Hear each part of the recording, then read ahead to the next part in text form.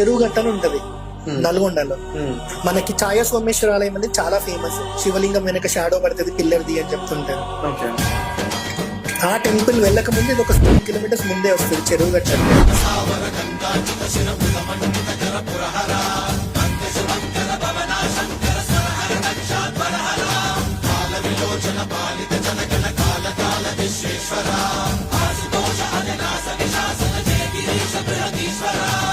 భూమి మీద పరశురాముడు పెట్టిన ప్రతిష్ఠించిన చివరి శివలింగం చెరువు గట్టులో ఎంతమందికి తెలుసు? సో ఇది మన చరిత్ర మన పక్కనే ఉంది, కానీ ఎవరికి తెలియదు. పరశురాముడి మీద సినిమాలు ఏమైనా వచ్చాయా, సీరియల్ ఏమైనా వచ్చాయా అంటే ఎవరి దగ్గర ఉంటుంది.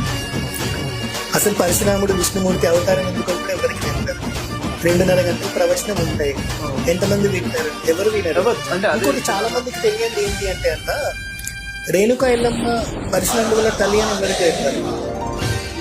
ఎవరైతే ఊర్లో ఉంటారో రేణుకా ఎల్లమ్మ అని ఇట్లా ఊర్లో కొన్ని గుడులు ఉంటాయి, వాళ్ళకి మాత్రమే తెలుస్తాయి, బయట వాడికి ఎవరికి తెలియదు.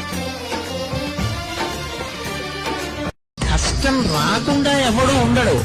వచ్చిన కష్టాన్ని పరమేశ్వరుడు యొక్క ప్రసాదమన్న బుద్ధితో అనుభవించడం నేర్చుకోగలగాలి. ఈశ్వరుడి పాదాలు విడిచిపెట్టేస్తే ఏమొస్తుంది?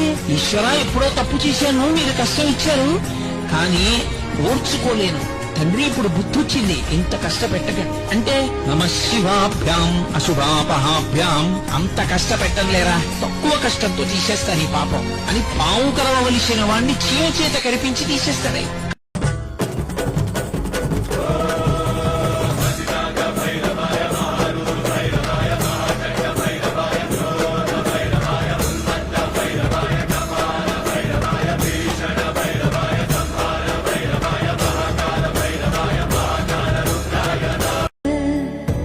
Deniz